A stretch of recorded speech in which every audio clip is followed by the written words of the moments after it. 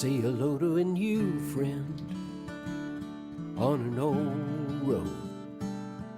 Take a two-lane trip of memories into mysteries unknown.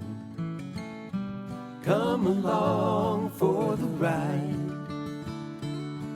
Jim Hinckley's America. Jim Hinckley's America.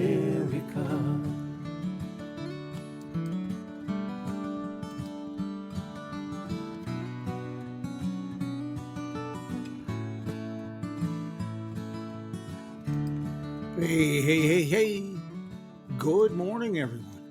How fitting is it that we're going to be talking road trips and shared adventures and tales of the open road. And we have music like that from Joe and Woody and the boys of the Road Crew, roadcrew66.com. Pretty good stuff. Hey, I'd like to give a shout out to our good friends there. Speaking of road trips, at the end of the day, it's always nice to keep that magical feeling that comes with a wonderful road trip. It's at the end of the day, it's kind of fun if you can keep that alive. Well, that's possible in Cuba, Missouri. If you check in for a night at the iconic Wagon Wheel Motel in Cuba, Missouri. Oldest continuously operated motel on Route 66, as I understand it. Dates back to about 1936. Connie Eccles and her team have created a magical place. I use that term a lot when it comes to Route 66 locations, but the past and the present blend seamlessly.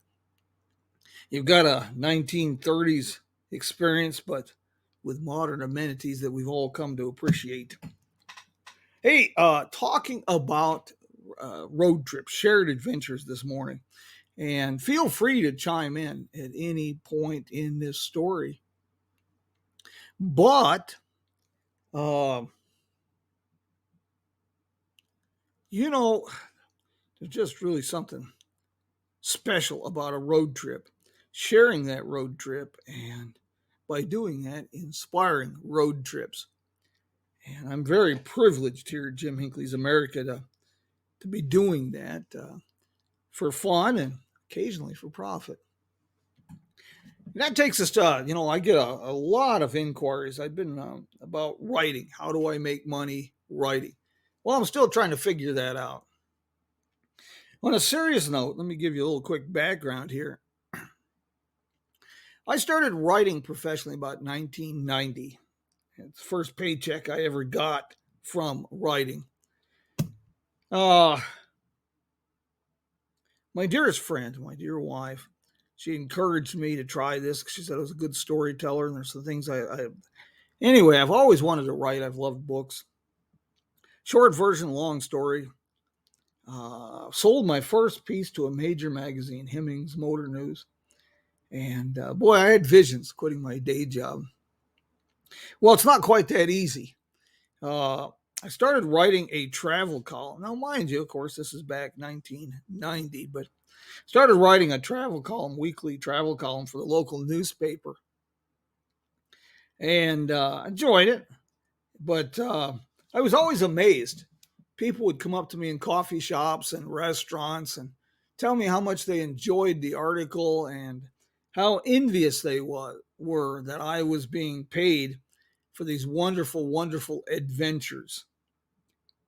I didn't have the heart to tell them that my compensation was $25 a week. And that was after I'd been working there for about a year. Started out at $15 a week for a little 500-word travel column. A couple pictures. Well, the reward comes from, let's do this.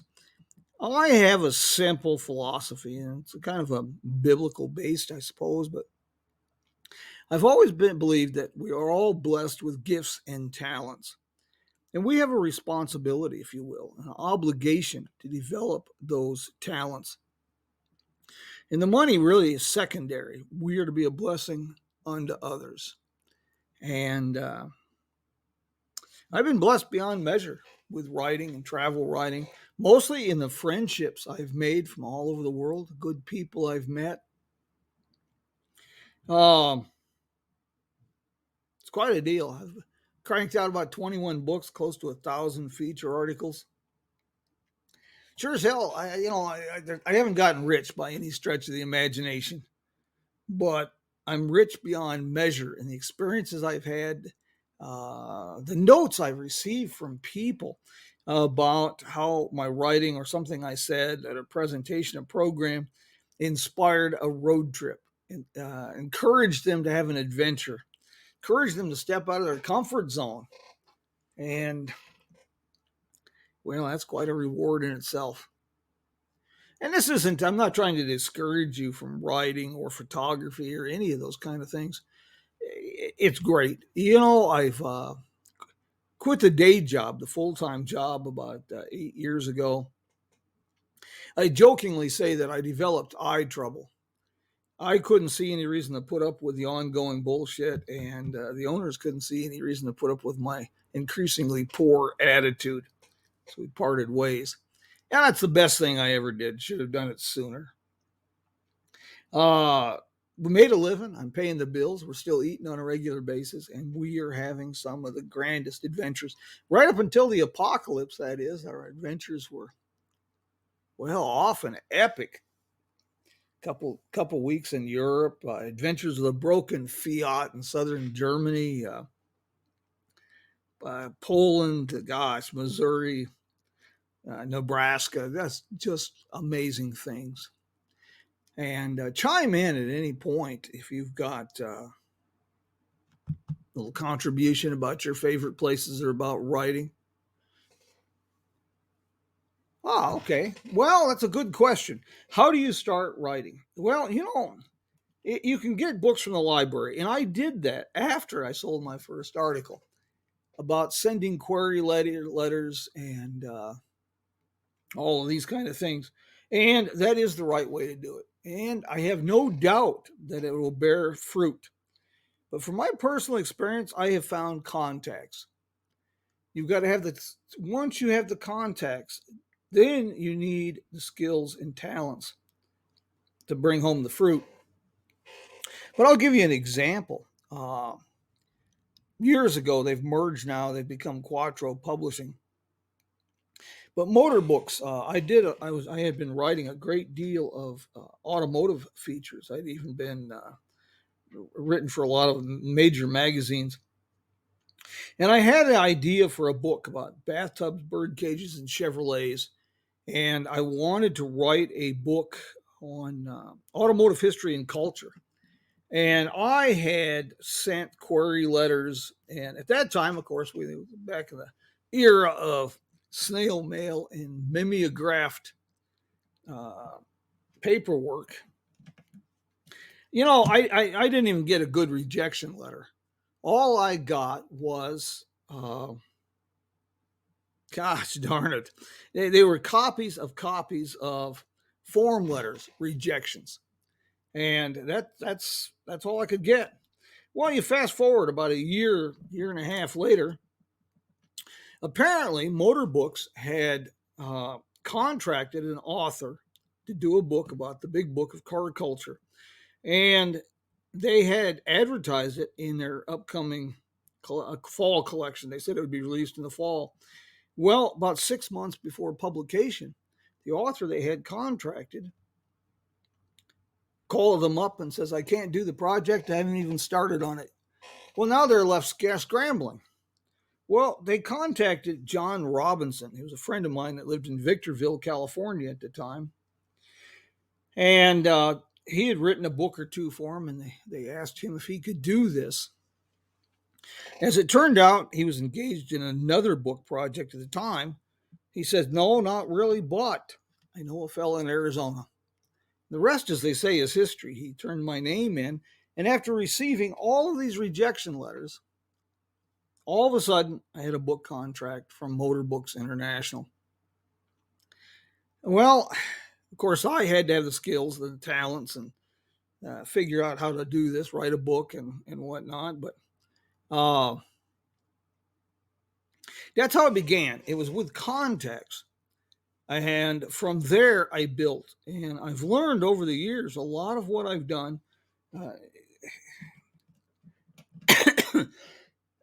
query letters and these kind of things for a writer or photographer, all important and good. But I think the best investment you can get is contacts. And never overlook the smallest of contacts. It sure might turn up something years and years later. That's been the case with Brad Bowling. And I've worked with Brad. There again, it's another tie in with John Robinson. But back in the mid 90s, Brad Bowling was the editor for Old Cars Weekly. And he had John Robinson writing a couple columns for him here and there. And he needed a column on old Chevy trucks. And I had, at that time, I tinkered, grew up learning to drive on the old Chevys. So John put my name in the ringer, and I started writing for Brad Bowling. Well, Brad left Cars and Parts a few years later, and my writing for Old Cars Weekly came to a halt. And about 2 years later, I get a note from Brad Bowling. He says, I'm over at Cars and Parts magazine now. Would you like to write a monthly column? And so I became an associate editor and started writing a monthly column for Cars and Parts. And that lasted for a year or two. And then the magazine folded. They went out of business after about 45, 50 years. And then Brad went to work for a company, Meekum Auctions. And once again, I got about a year after I left Cars and Parts, Brad had me some more work. And most recently, Brad is now with Antique Power and Ertl Publications, puts out a good truck magazine. And once again, I have the occasional writing job. Can't overstress the importance of contacts.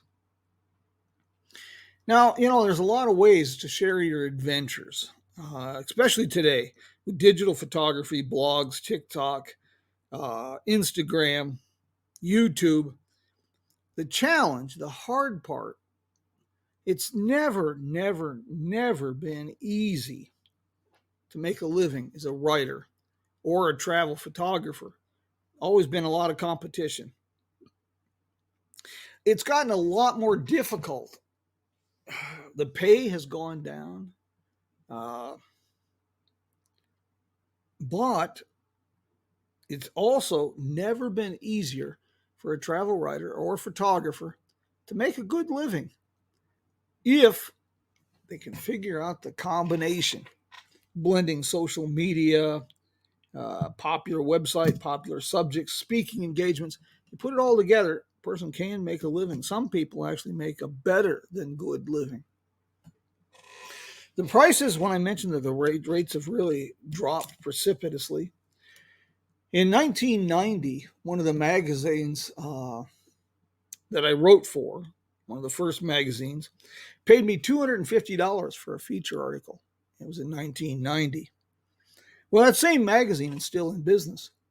And a couple of years ago, during the apocalypse, when the bottom dropped out of everything and Jim Hinckley's America lost about 95% of its business, I contacted that particular magazine.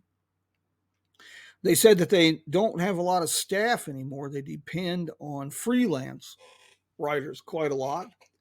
And I asked them what their pay was for a feature article. And get this, they paid $250 for a feature article. In 2020, the same as they had paid in 1990. Book writing's the same way. People, they come to me a lot and see all the travel books. I've written over 20 books now, and they think that you make just tons and tons of money.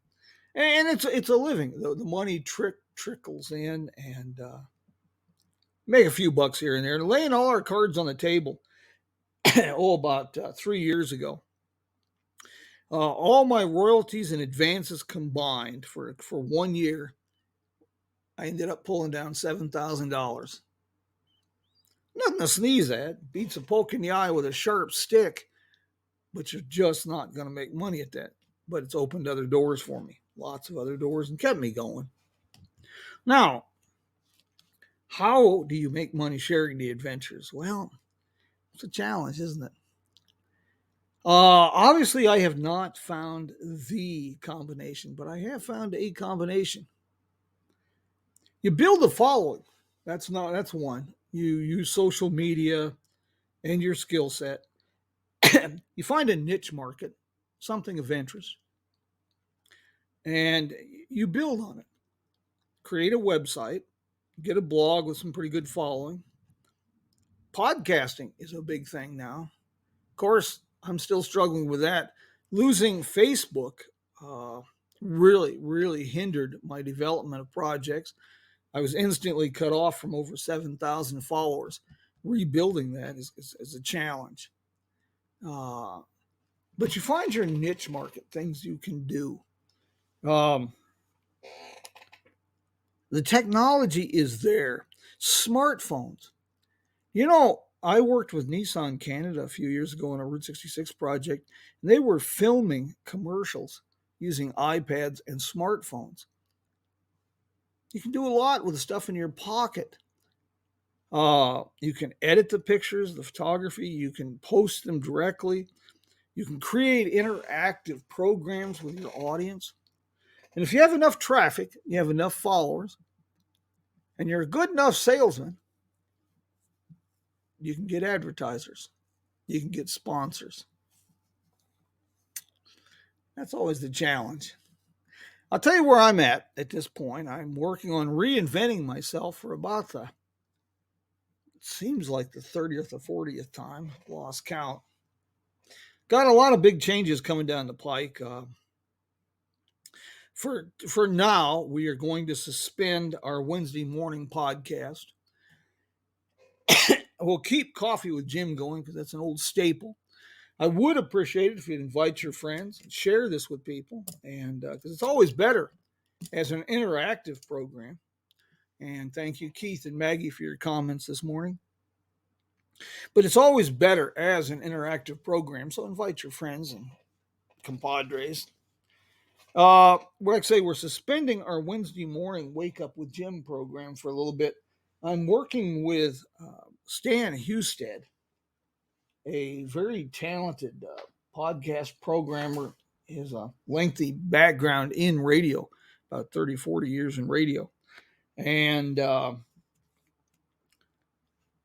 pleased to say he was enamored enough with the projects I've been doing that he wanted to ask if we would partner a bit and try a new podcast.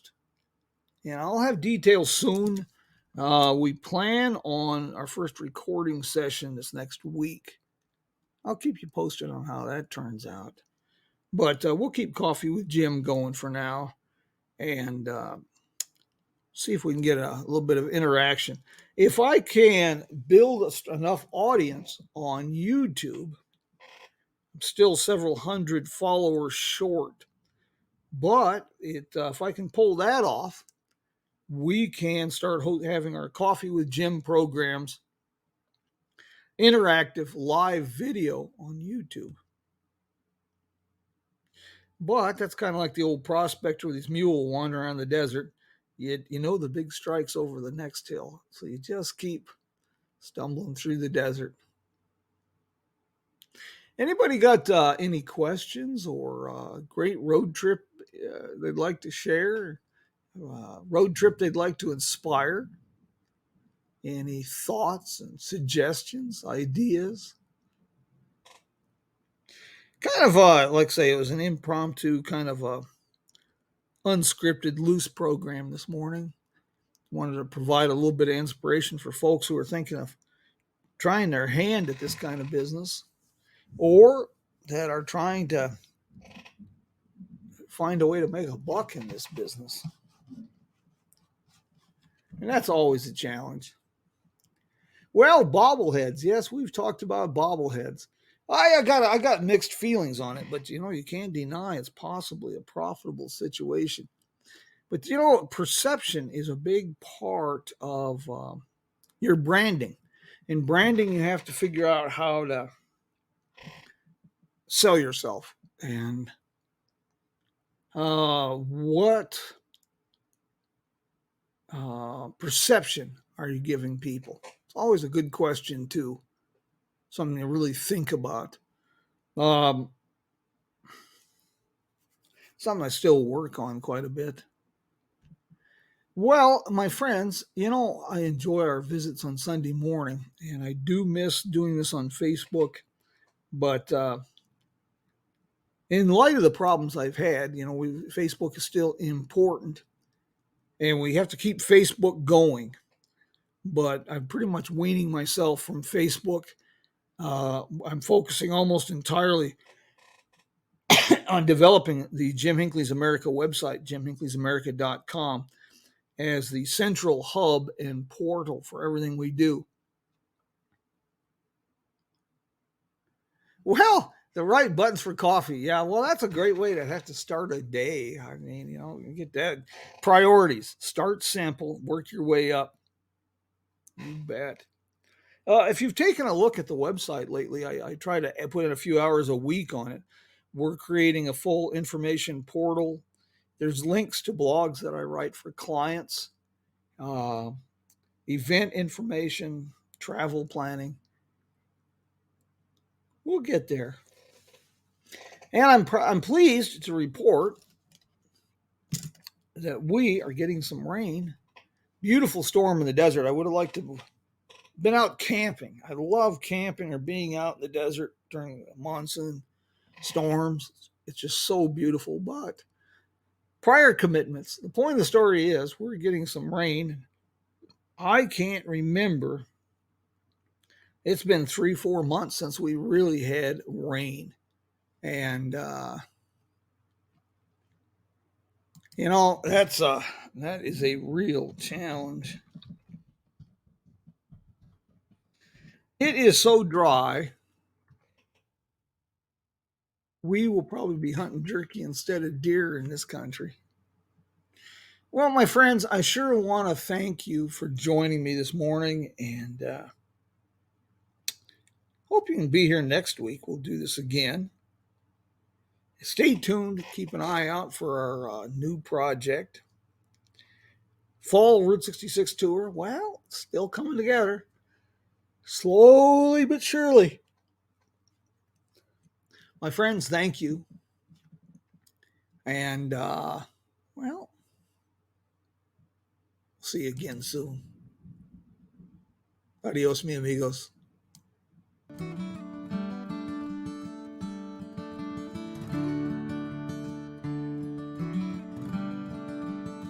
Say hello to a new friend on an old road. Take a 2-lane trip of memories into mysteries unknown. Come along for the ride. Jim Hinckley's America. Jim Hinckley's America.